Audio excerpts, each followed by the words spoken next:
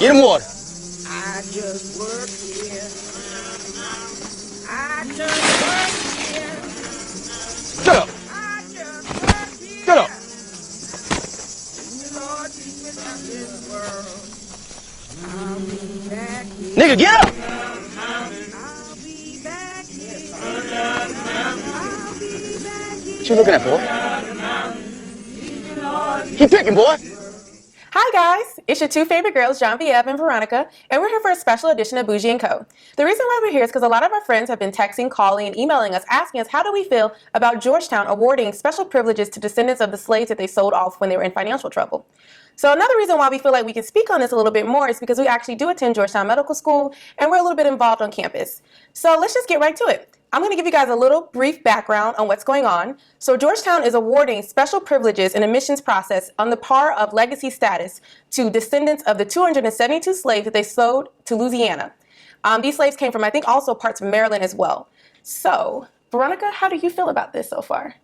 So far, I'm pretty suspicious of the motives of this gesture. I think that I watched the video of the students and the faculty and alumni that were a part of the what they call the Slavery and Reconciliation Committee, which they tried to get people like us involved in through emails, but no. Everyone was very positive about these efforts, but I'm always suspicious, as I said earlier, because where's that voice of dissension that always exists, especially on a college campus? And in talking to people that work there and that go to school there that are African American, I really haven't heard anyone in support of these measures, mainly the credence given to apologizing for slavery, but we would rather them focus on the racial issues that are on campus right now. So that's a good point. Just to let our listeners know, some of the things that Georgetown is actually doing is they're renaming different halls that they had named after slave owners and people that sold off the slaves. They're naming them to, I guess they're changing them to names of actual slaves. One of them is going to be called Freedom Hall, and it's going to be as Isaac Hall. Another one's going to be called Remembrance Hall, and that's going to be as Anne Marie Becraft Hall. These are different slaves. How do you feel about that, changing the name of a building to represent an actual slave that was sold off? I don't see anything wrong with that. I would rather walk through a hallway that gave acknowledgement to the people that built it than people that own them. And there are a lot of halls and statues around the country at colleges and universities that are actually named after former Confederate generals or former members and founding members of the Ku Klux Klan.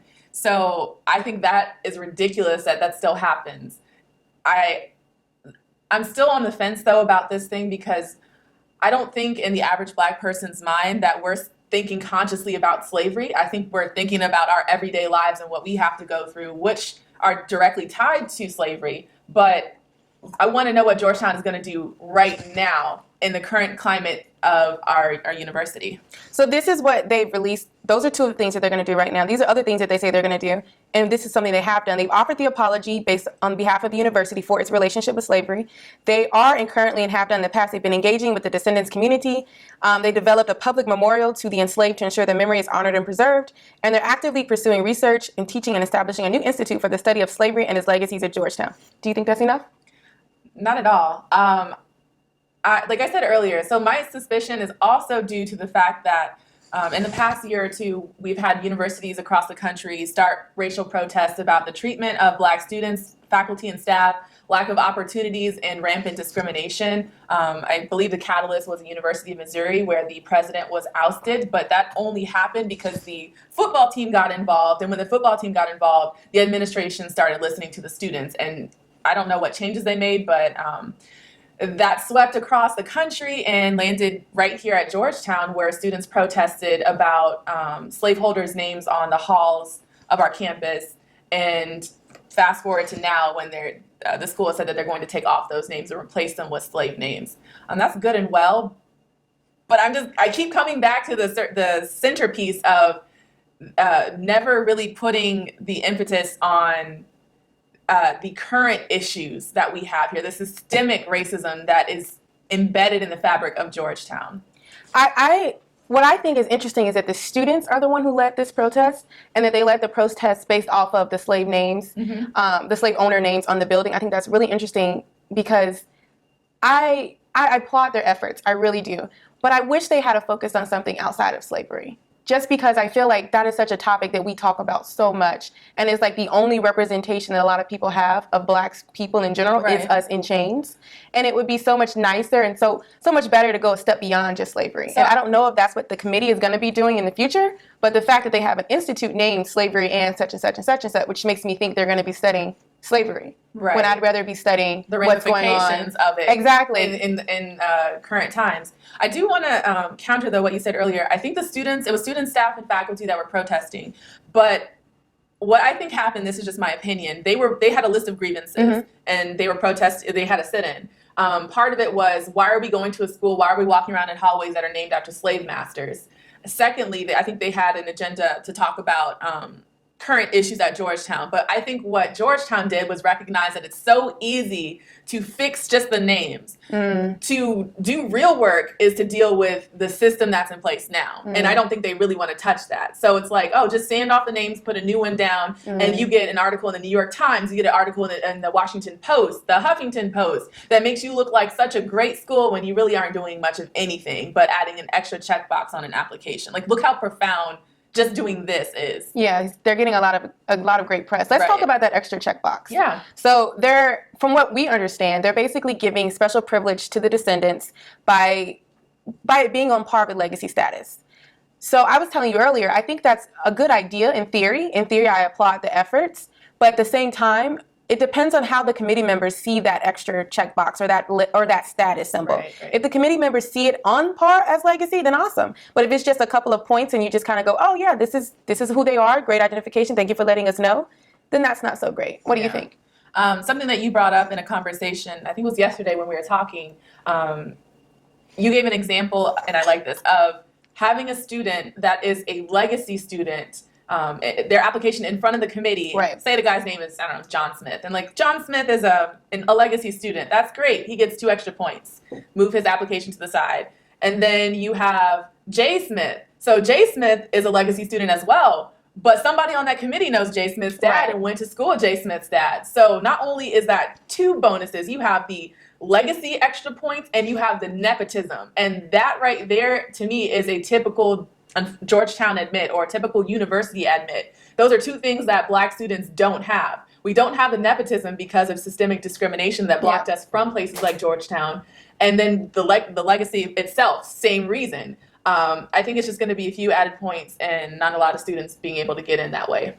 Yeah, I definitely mentioned that to you because I feel like that's what real legacy is. It's not just checking off a box. Right. It's, oh, my mom and dad went here, and my mom and dad know so-and-so, and so-and-so, and so-and-so, and that person knows this person. Yeah. And everybody at the table can talk about it real quick. Exactly. And so you feel like at home, and they feel like family already. Yeah. So I don't know if that's what this status is going to do because I imagine that they're not going to know these descendants of the slaves Not at all.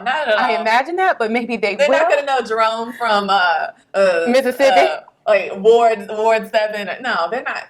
I don't know. Maybe they will. Maybe they'll surprise us. I doubt it. I doubt that. Something else that came up is that they're not going to be offering special scholarships at this time. Right. How do you feel about that? So I've been in a situation where I've applied to colleges when I was in high school and I got into some good ones and I couldn't go because of financial reasons. And I knew that I was that like diversity admit for them and it was really obnoxious for them to label me that way. But it means nothing to give an acceptance to a student and not make sure that there's financial means available for that student to matriculate.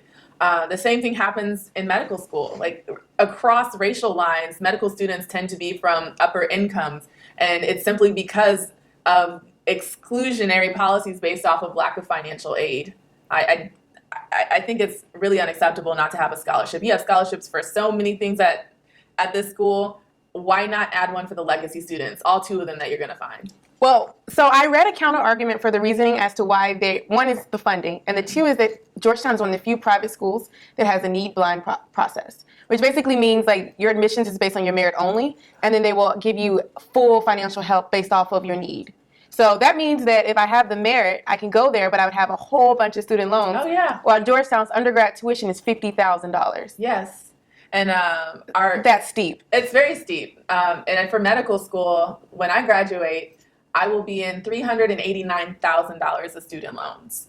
That's just not realistic. I wouldn't pursue this if being a doctor didn't have the salary to be able to pay that off. Like if I had more than $100,000 of debt from undergrad and I wanted to be a history major, that just wouldn't be compatible at all. So if Veronica was a little bit younger, she could possibly be in a unique position because Veronica is one of the few people who can trace back some of her descendants during slavery times. Her descendants, her slave owner descendants, I guess. I don't know if that's actually technically descendants, but the slave owners of, I'm not 100% sure. You know what happened there? Yeah, there's a lot of mixing and mingling. The slave owners of her descendants actually sent her a disinvitation letter for her family reunion every year. As if you were going to go, as if you didn't know about it, I just want you to know, but you're not invited.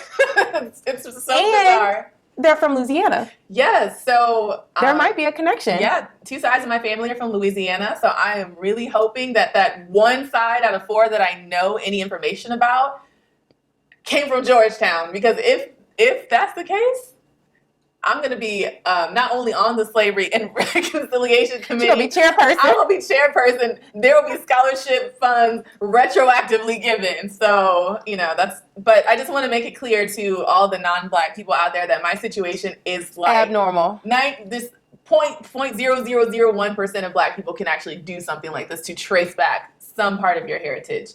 For the rest of us, like you, for instance, I have no idea. And even the rest of my family, the rest of my Black side, we would have to. I don't know what happened was the slave records. Most of them were destroyed during the Civil War, so there's that issue. Some of the records don't actually list their names; they'll just say like, I don't know, mulatto female. Yeah, of course. Young, characteristics, supple, childbearing, selling characteristics. Yeah, selling characteristics. A young Negro male, or did they call them Negro back then? I think they called them the other one. Yeah, so you get the picture. It's just almost impossible to trace your heritage back. And even though they're creating that center that you talked about, it's apparently according to them, the Jesuits kept meticulous records of the slaves that they were selling. So they're able to contact a lot of people. Apparently they've contacted 50 descendants so far. 40 to 50 is what I saw in the New York Times or Huffington Post in one of those newspapers. And I think that's a great start. But I was reading somewhere that it should be, out of 272 slaves, it should be an estimate of 10,000 to 15,000 descendants. And that's a lowball estimate. Georgetown's going to be the new Howard. I was thinking that. I was like, if they do contact them, okay, something I do think they should do. This is one thing I wish they, in the format that they've already created, I wish they do this. I think it would be great if they contacted the families before, especially like just contact all families, even if the child is not of college age. Imagine being an 8-9-year-old student and you're like told that you can go to Georgetown University. Yeah. That would give you something to aspire to. Oh, absolutely. Absolutely. And then I do think they should be offered scholarships. Yeah. Because I was reading that Georgetown made $3.3 million off of, that's today's time money, off of the slaves that were sold. Wow. $3.3 million to keep the university afloat. I think they can now give some of that money back to the descendants of the slaves. Absolutely, especially when their endowment is over $1 billion. I'm sure you can find that little change in your pocket. Because technically, without that $3.3 million, there would be no Georgetown University. Exactly. So I actually think they should give full rides to all the descendants, and then that led me along this other path where I was thinking, why are we stopping at descendants of the 272 and descendants of the people that may be connected? I feel like it should be full rides to all people. If I go out of my way to prove that I was a descendant of a slave and I helped build this country and I helped build these universities, I should also be given money as like a scholarship for them. Yeah. If I'm proving that my ancestors died for you, you should, do your part. Oh, I agree. I think they should. I actually like this policy. I like what Georgetown is doing. I think this is the great first step to more, to lots of more. It seems to me that this is their only step. Just the way that this is presented. When I listened to the video of the president of Georgetown yesterday, he gave a speech, and he just kept articulating the point that the most important part of this whole reconciliation business was just to have the apology. I did not hear the emphasis. He specifically said no reparations.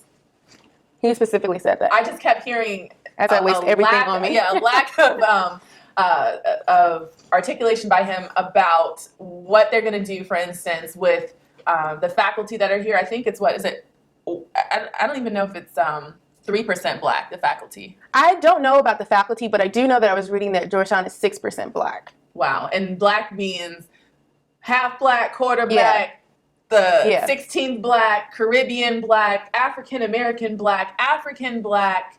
So I think that, like I said, I think this is a great first step. Something else that I would like them to do is to give full scholarships to all the descendants of the slaves. I'd also like them to increase the percentage of black people from 6 to 10%, Yeah. and then 13 to be reflective of the actual percentages of the country. Yeah. I think they can do this if they choose to. I think it's a matter of if they want to. I think they may have an issue with their donors, though.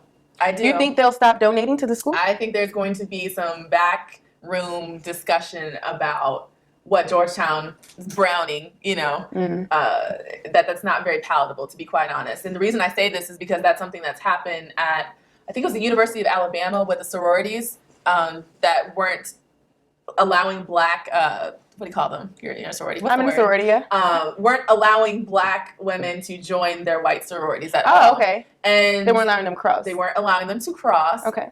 But the girls that were in the sorority said the reason why was not because they didn't want any black women to be in their sorority, but because their donors, the old the people that are paying for the house. yes, said if you start letting black women in, we will stop donating.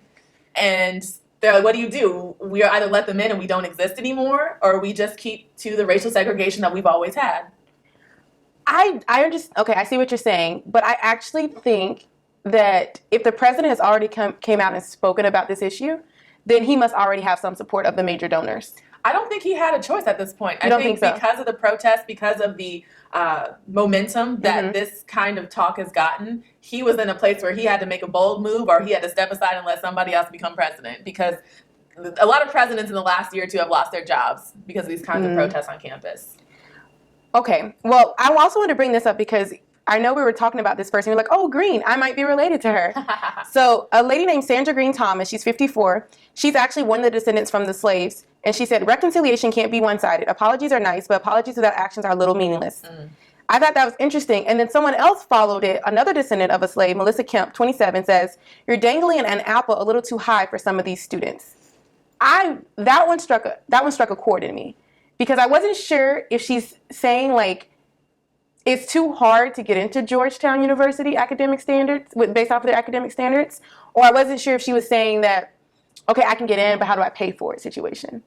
The way I took it was she doesn't think a lot of the black students won't be able to get in.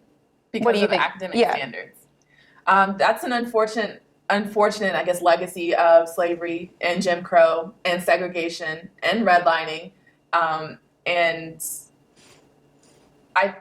I think colleges like Georgetown have a role to play in the K through 12 education system as well. I mean, obviously in this case, they can't really do anything for the descendants because they're spread out amongst different states. But like right here in DC, we call it Chocolate City because there are It used to be. It used to be, but it still has a good amount of black people. What have they really done in DC to help students be at the academic level they need to be able to come to a place like Georgetown? I don't think it's that many students that are from the DC area that can make it here and meet those academic standards. Like I consider people in other wards of DC my neighbors, but I don't think Georgetown has ever thought that way and invested in a community like that to rebuild the education system that's been defunded for forever. I would like to see them do something like that. Going back to kind of what I said earlier, how do you think if you were a young black girl in DC and you got a letter from Georgetown that said, we're going to allow you to come to our school on a full ride and you just have to hit this ACT or this SAT score, would that motivate you? Oh, absolutely. I'm not going out for the summer. I am taking SAT prep courses, but a lot of people got to maintain this GPA through high school. It's happening. For me, it's happening. But for a lot of people, I also come from a very supportive household, 2 parents, very stable. So that's something that I know I can achieve without trying. But a lot of people are not from that same background, I guess, of privilege. Course, yeah. So I think that. But I actually think that even if you're not from that background of privilege, I don't like it when people say like, oh, we can't achieve certain standards. Oh, no, I just think a lot of times we're not given the opportunity to get that standard. But the problem is I hate when they get so black and white about everything. Like what happens if you have a bad quarter? Like what happens if it's so challenging and maybe you don't do as well? And I think It's unfair, actually, because I think the average student gets the opportunity to try and fail and succeed. Multiple times, But yes. a student that comes from a less privileged background is actually more consequential for them.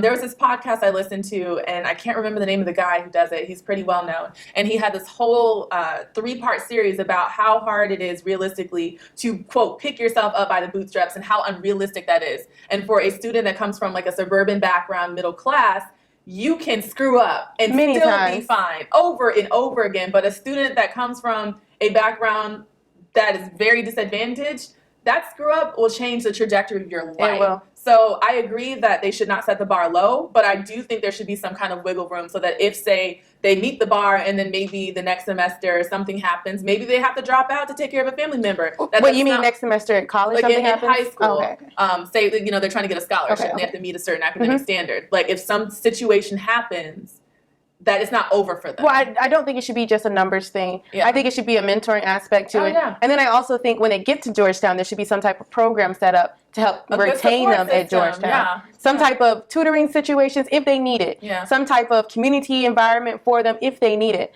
Because I know the school that I went to for undergrad, a whole bunch of black people come in for freshman year, and then by the time we graduate, it's Nobody like there. us 8. Yeah. And we're like, where is everyone? Right. And that's because there's no actual support system at the school when Right. you get there.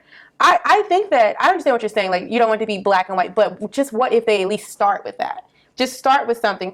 Maintain a 3.5, get a 30 on the ACT. Yeah. You got a full ride at Georgetown. I think a lot of people can hit that if that's what you're striving for. absolutely. Thomas and Karen Harper Royal, they also came to the event, and because they just did the apology yesterday. Who are they? They're also descendants. Okay. And they said, I think an apology is always a good place to begin. Georgetown is perfectly positioned to be a role model in how you have these difficult types of conversations.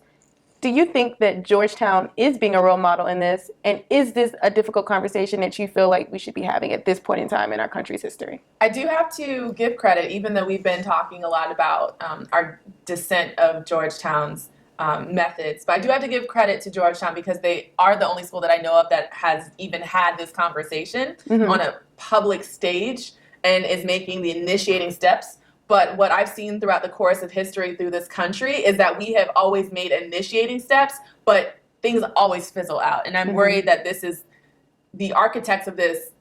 Knowing the school that I go to are still predominantly white when you get past the committee, the reconciliation committee. And I think that because of these all-white spaces that exist at Georgetown, they don't have that proper lens to truly understand the magnitude of this, of slavery that they're researching. Like, what do black students, black faculty, and black staff see when they step on the Georgetown campus every day? Do they feel like they have a safe space to go to? Fun fact about Georgetown, I don't know if you know this, but I was talking to a staff member the other day, and he's worked at Georgetown for over 20 years, and the local nickname for the school is the Plantation. Yes, it's called the Plantation, but nobody knew that Georgetown had these slavery ties. So you can understand what kind of mentality the black people that work there have of the school and don't even know that it was a slaveholding institution. That's not a good look for Georgetown. And I've not just heard this from the people that work at Georgetown. I've heard it from the community at large of Washington, D.C. Yeah. Wow. Yeah. Oh, and I don't know if this is a funny story. It's not really funny at all. We have a free clinic that we Hoya Clinic. Yeah, that we work in. And every time I volunteer there, I'm usually gawked at by the patients who are predominantly black and typically homeless. And when I'm the only student in the room with the patient, they'll always say like, oh my gosh, like I didn't know there were any black med students. I didn't know they started letting in black people. Well, do you, speak off of that, do you think that the special admissions process should extend to the grad schools too, like law school and medical school? Yeah. Even though some of them were started after the slaves were sold. They were started after, but they operated under segregation policies and really did not admit more than one black person probably per decade until they were forced to. Like the reason why we're here is because of mandated federal policies, not because Georgetown wanted us here. Well, I think I I think it should be extended to the grad schools as well, but not based off of just segregation. I'm looking at, if we're going based off of the slavery thing, I'm thinking, okay, if the undergrad didn't exist, there would be no law school, Right. there would be no medical school, there would be no business school. Yeah. I think that if you're going to actually be very impactful, you should be impactful along the entire trajectory, not just in undergrad area. And I think that they would see a difference in the change of the climate on campus too if they did.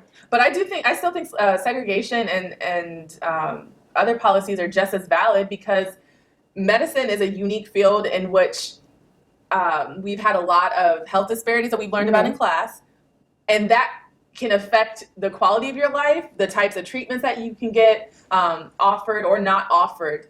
And having a diverse medical workforce is beneficial to everyone in the healthcare system. Unfortunately, that just hasn't translated, and recently we've found out that there are less Black men that have been admitted to medical school in, was it 2000? Last couple years. Last couple years than in the 1970s. So we've made absolutely no progress. We've actually gone backwards.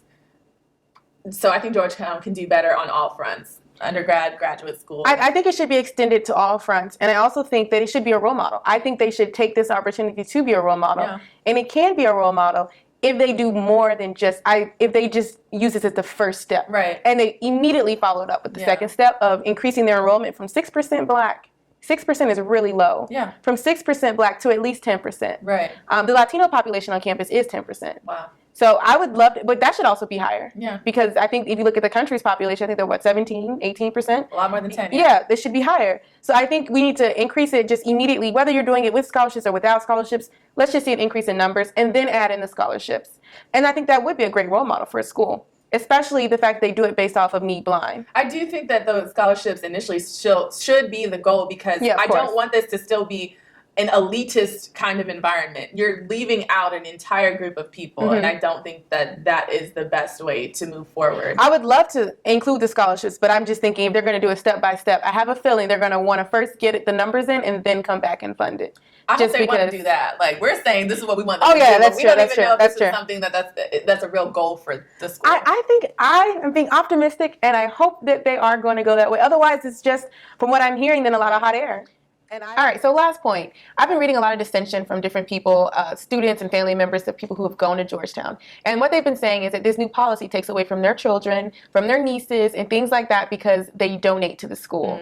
And they've been putting their time and energy into the school, and now they don't have a place for their family members. I'm going to tell you how I feel about that comment, and then you can tell me how you feel. Sure. So I'm going to tell you how I feel based off of a situation or a story that I've already told you about with a doctor I ran across. So I met this doctor. She's a physician, and she actually went to Georgetown maybe like 20 years ago.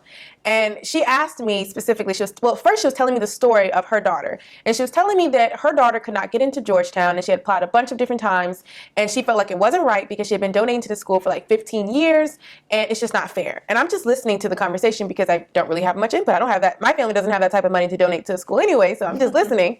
And then she says the thing that really bothers her are the post-bac programs that the Georgetown Medical School has, such as the GEMS program, the SMP program, the different G Squared. There are a bunch of different a bunch of different kind of pathway programs into Georgetown Med School. I actually did one of these pathway programs. So she's having this conversation with me, and I've done one of these pathway programs, and I don't say anything at this point because I'm just like, okay, I don't want to offend her, and I don't want this to even be a combative conversation. So then she tells me that those programs are taking seats away from people like her, people who are paying $10,000 and $15,000 a year, donating this money to the school in hopes of their children getting into medical school. And then I said to myself, you're upset that you can't buy your daughter a seat? Exactly. That's is that what you're upset about? Right. I don't really respond when people, for some reason, people just tell me things like this. I didn't really respond. I just kept looking at her and just kind of nodding and Then she told me that this year was going to be different because she was going to call the dean of the school and let him know that she was upset about it. I was like, oh, wow, you have his number. So, I have his cell phone number. And I'm just sitting here thinking, do you understand the problems with you making this statement to someone like me? So something that you didn't mention, but you mentioned to me about the story was that I believe her daughter did a post-bac program at another school. Her daughter did a post-bac program at another school because she didn't do it at Georgetown because she had heard that a lot of people don't get in through doing the post-bacs at Georgetown. Which is true. Yeah, it's very true. They're very competitive postbacks. So she didn't do it at Georgetown, but she would have done it if that would have gotten her in.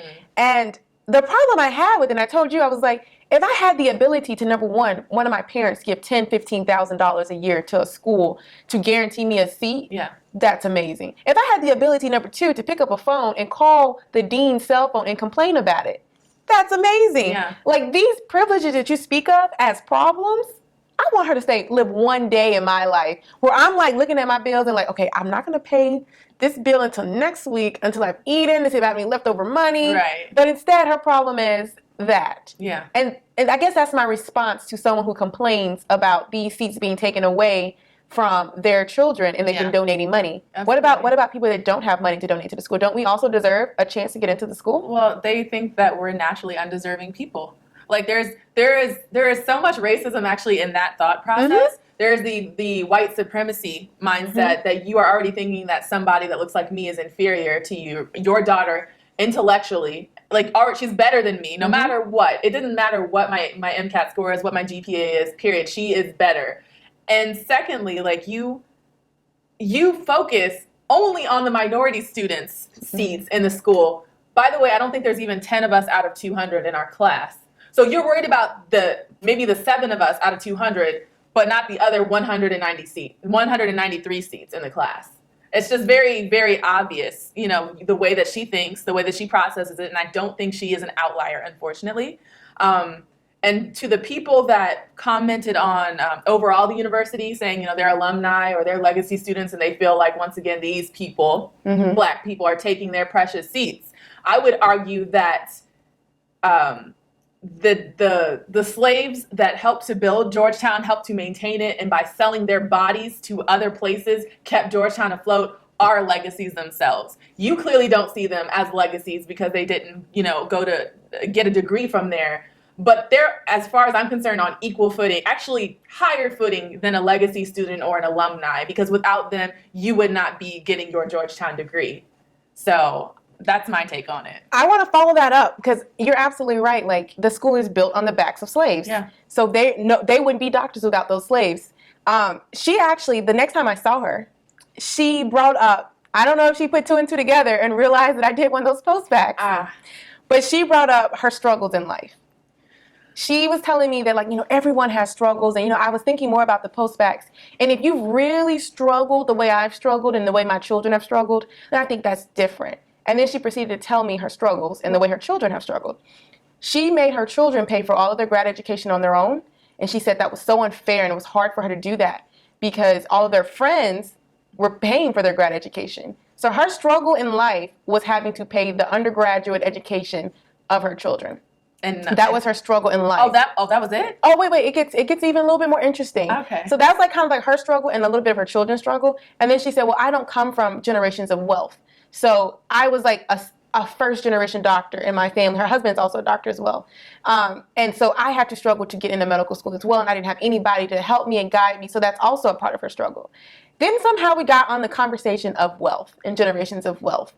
And she asked me point blank if I understood how generations of wealth can affect social disparities in healthcare. Okay. And of course I do. I'm not any of that. And the only reason I bring that up is because I feel like that's a good point that we need to make about the donors and to the donors. A lot of Black people do not have generations of wealth because of slavery.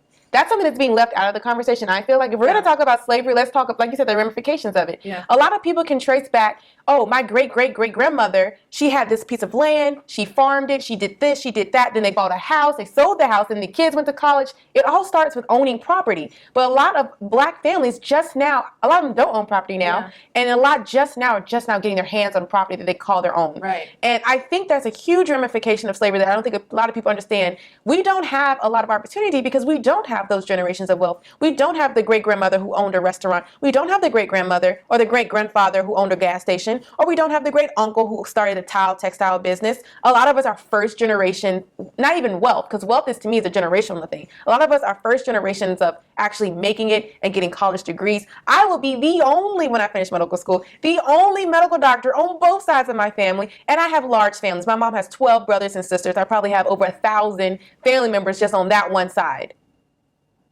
The only. It's not even just slavery. It's more recent. The GI Bill actually initially banned African American soldiers from participating in that, and that economists have said was what gave rise to the white middle class. And I always say white because people say middle class. I'm like, no. Only one group of people got that opportunity. You got a free house and an education. Well, blacks didn't really become part of the middle class until after the civil rights movement. Right. But the wealth advantage to having a free house and a college education that's also free and paid for means that you are literally shooting out of the stratosphere so that your children can inherit that house and raise their kids in it. You have a college education, your children are more likely to be able to go to college because you have a job that's paying you based off of your degree. So it's constantly moving down and down generations. But when you're black and you're blacked out of everything, we're really the first generation to me that are post-civil rights, that can actually go to college, not escorted by the U.S. military, and get a degree. And we're starting from the ground up. And that is something I really think is being missed by Georgetown. And I'm afraid because that to me is I think that's being missed by America in general. America, absolutely. But if you don't get that, then there is no progress. And this is all superficial. You know, Jackie Robinson said this in his autobiography, and it was in 1974. And you know, I love reading autobiographies, so I just remember this. 1974 was not that long ago. But he said in his autobiography, he mentioned the fact that his grandfather was a slave and his father was a sharecropper. Tell people what sharecropping is. Sharecropping is basically you renting land to put your plants on and your leaves on, but you have to buy the seeds ahead of time, and then whoever you buy the seeds from, you have to pay them back before you can even get your part of the money or your part of the plants or whatever you're actually growing on that land. And unfortunately, if you don't have any money to really start off with, then you're not going to have any money when you end up. So it's just like this cycle of, okay, I'm buying, I'm selling, I'm buying, I'm selling, and you don't have anything in your actual hands of like growth. Right. So just to add to what she said, sharecropping was the new form of slavery. Yeah, absolutely. So when black people were emancipated, I mean, where are we going to get hired? So a lot of us wound up staying in the South on the same plantation. They started calling those plantations farms. And the same master was still there. The same overseer was still there. So that slavery structure existed up until just really a couple decades ago. And black families would live on the farm plantation. They would charge you an arm and a leg. They would charge you 100% interest on that land, knowing that you would never be able to pay it back. But there were no other options for us. And you had to pay for the seeds. You had to pay. It was astronomical. So what they would do when you could not pay is they would put you in jail, and they started a system called the convict leasing system, which can be traced now to mass incarceration. So this is the catalyst. The convict leasing system involved corrupt judges and companies. So what they would do is they would round up black men and women, and back a couple decades ago, you actually had to carry papers that showed that you were employed. So they called them vagrancy laws. So if you could not prove that you were employed or have a white person speak for you or on your behalf, they could round you up and take you to a courthouse. And the judge would impose a fine on you and arrest you. That fine could be, $150, which is ridiculous at that time. And there would be people representing the companies in the back of the room, and they could legally buy you because you're now a prisoner, which means you're a slave of the state. So the companies would buy the prisoners, the town would make profit off of your body, and you would become a convict working on the farm, aka plantation, and your interest would constantly accrue. So basically it was a lifetime sentence. So I know we're getting off track, but I really don't think that most non-black people know about any of these things and realize that the majority of black people pre-civil rights were still working in these kinds of conditions. Yeah, it's just slavery has just been a continuum process. It's just had a different name. Absolutely. You go from slavery to sharecropping to now mass incarceration. That's how I see it personally. Please read Michelle Alexander's Slavery by Another Name. It's an amazing I read that, book. She teaches at my alma mater, Ohio State, OH. Okay, throw it out there, shout it out. And it's just a really, really revealing portrayal of how we got to where we are in the mass incarceration system. But the only reason I was bringing up the Jackie Robinson quote is because a lot of people like to say how far removed we are as a people from it. We're not. And if you think about that, 1974, he's making this speech, and he's writing in his autobiography, grandfather, slave. Yeah. That technically means that if I think about it, my great-grandfather probably was a slave. If his grandfather was a slave, or either my great-great. I think great-great, because my dad would tell me stories about when they went to visit family down south. He's like, some of them were still living in the slave shacks. And he was like, one of them, I think it was his great-grandfather, was a former slave. And actually, I'm thinking about it. I think my grandmother was born in 1920. So it has to be great-great. Yeah, it might be great-great, yeah. Yeah. So I think that's it, folks. Let us know what you guys think about this, and if you think this will be impactful or not. Maybe you don't. If you think, what could they do differently to make it even more impactful, and what do you foresee for the future of Georgetown in this rule? So subscribe below. Yeah, subscribe and comment. Bye, guys. Bye.